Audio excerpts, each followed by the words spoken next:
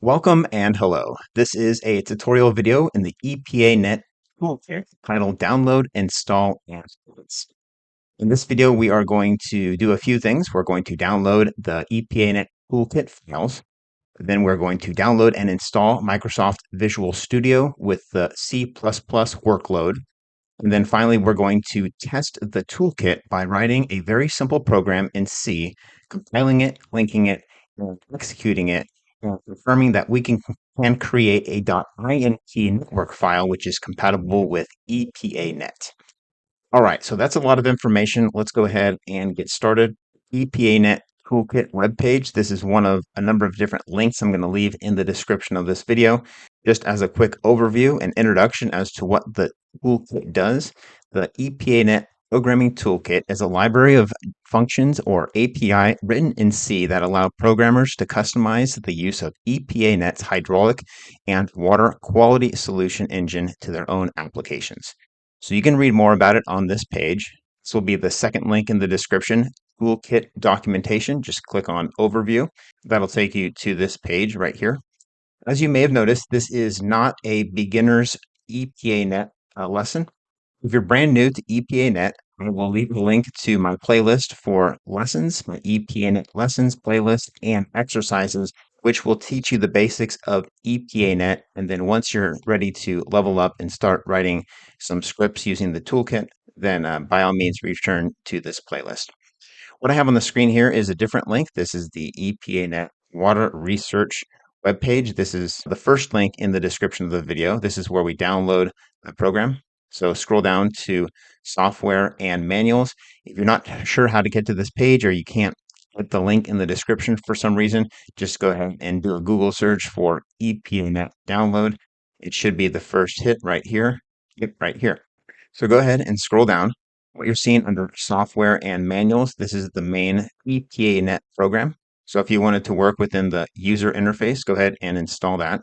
And you do need to have this installed for the toolkit to work. So I assume that you already have this installed. If not, go ahead and watch the first lesson in the lessons playlist. I'll go ahead and just link to that lesson directly. But what we're after here is the next table down, that is toolkit and extensions. So this first one, EPANET 2.2 Programmers Toolkit Files. I just went ahead and did a single left click, and it looks like that's already downloaded. So on my desktop, I'm going to right click and extract all, click on extract.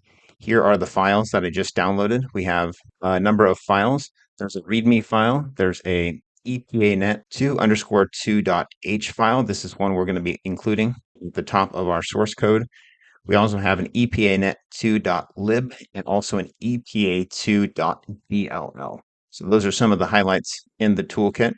I'm going to go ahead and move this toolkit to a location on my computer that I can reference. So right here is my models, EPANET. I have my lessons, my exercises, support, and now a new directory for toolkit. I'm going to go ahead and just drag that toolkit into this main directory for future reference. So in this directory is where I'm going to have all my project files. Right now it's lesson 1, after that lesson 2 and 3 and so on. All right, so that's good for now. Let's go ahead and delete that. Next, what I want to do is download Visual Studio Code. So you may have Visual Studio installed. Make sure to add the desktop development with C++ workload. I'll demonstrate how to do that in this video. Of course, there's many different interactive development environments you can use, but I'm just going to demonstrate what I'm going to do here using Microsoft Visual Studio. All right, so you can go to Google and just type in Microsoft Visual Studio download. It should probably be the first link. Okay, let's try this one right here. This is what opened up. This is what I want. Go ahead and click on Community. This is the free version for individuals, and then wait for that to download. That went ahead and downloaded, so I'll just go ahead and click on the Visual Studio.exe and wait for it to install. Okay, so we are still recording. Good.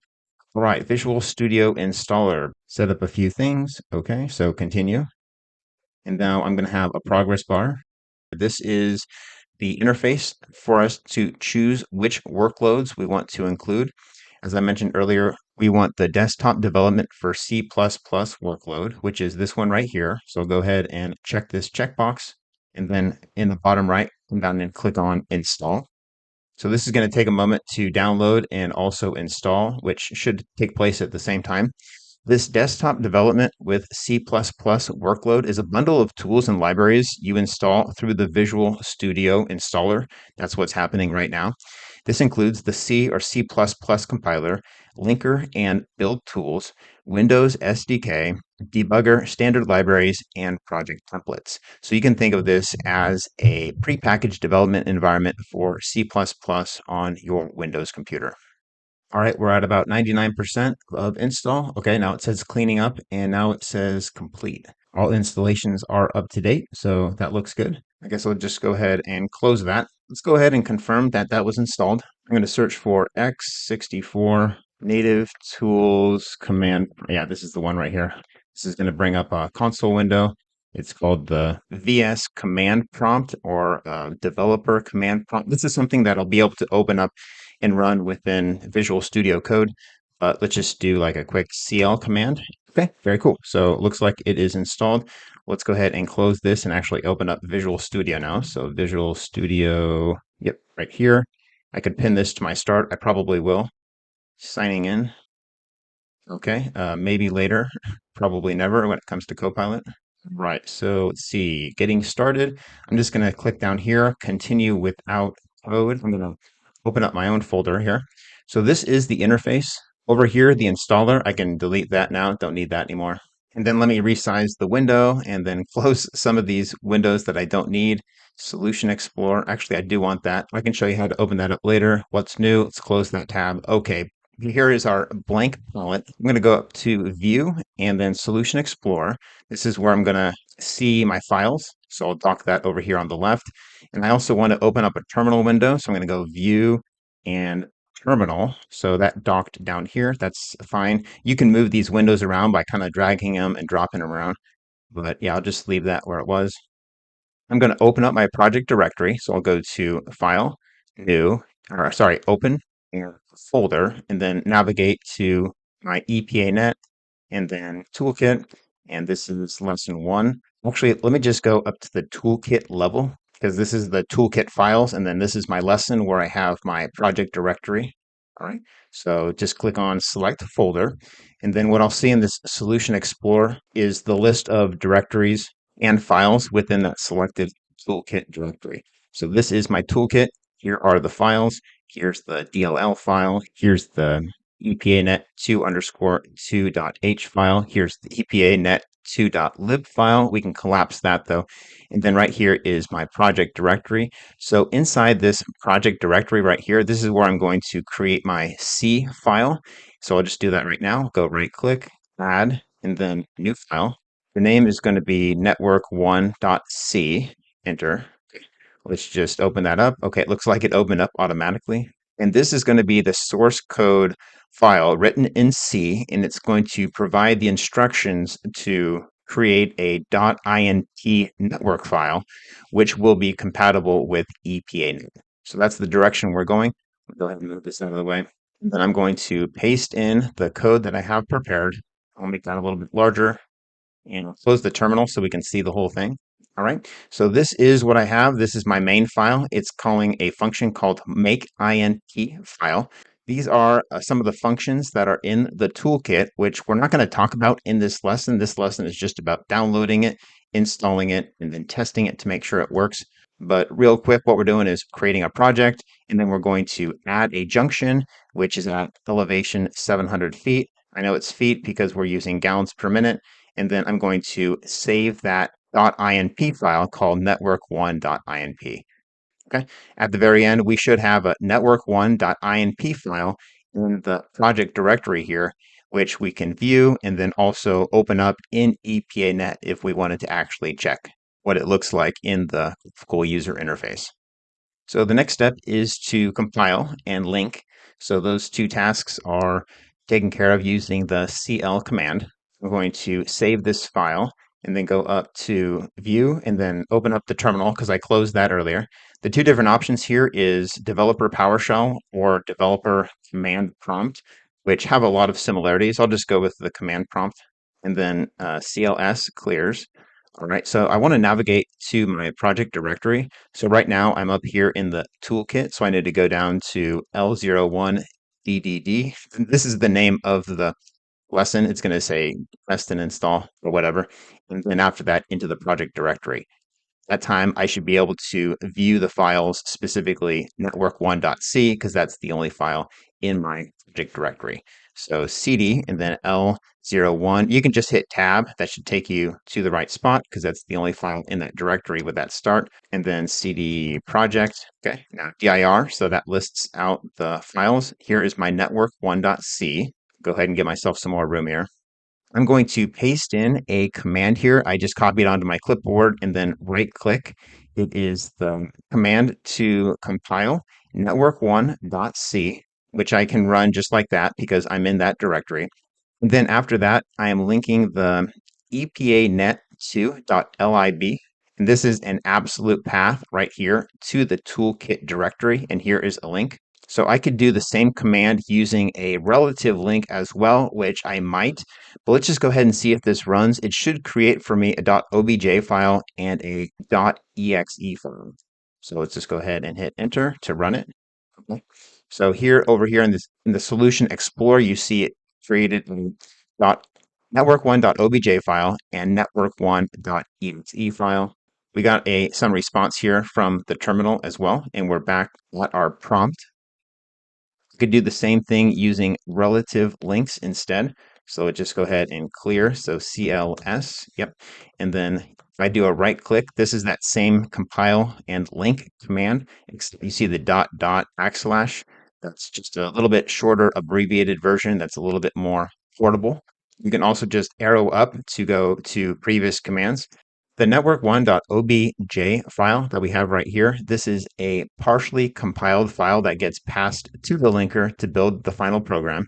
And then network1.exe, this is the final runnable program created by the linker. It combines the object file with the libraries, like the libraries in the EPANET toolkit.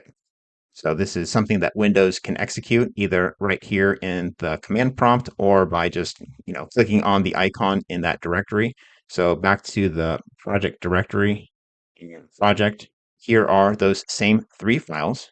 Now, one last thing I need to do, if I go ahead and try to run this executable by clicking on it, I'm going to get an error message. It's missing this .dll file because it's looking for it in this directory as opposed to looking for it up here in the toolkit, which is epanet2.dll. So the quick way to just get around this for now is copy that file. So I'm going to copy it, go back to toolkit, lesson, and project, and then right click and paste. I really should be running this in the Visual Studio. So here is that new file. We just pasted in. And then to run it in the developer command prompt, we have two options. We can type in ./work1.exe and then hit enter. And boom, here is my network1.inp file. Again, there's some text from the terminal. Another way to run the .exe file in the terminal, you could just type in network1.exe. Same thing should be true if I ran that just by clicking on the .exe file right here. So let's demonstrate that. We'll delete the .inp file, boom, and then just single left click to run this network1.exe and ran, and boom, there is the .inp file, which is a network file that we can import into our EPANET program. Let's go ahead and just open this up in a text editor and see what it looks like and confirm that that one junction at elevation 700 exists. All right, so here is what that file looks like. This is the very top of the file. We have our different sections like title, junction, reservoir, tanks. Sure enough, we have a junction J1 at an elevation of 700. So success. There's also a lot of information in this file, like the default options for reaction, energy, times, and hydraulics. So if we wanted to open this up in EPANET, one second, I'm going to go up to File, and then Import, and then Network. Okay, and then navigate to that project directory that has the .inp file. Here is my toolkit files. Here is my lesson one. Here is my project, and I should see network1.inp.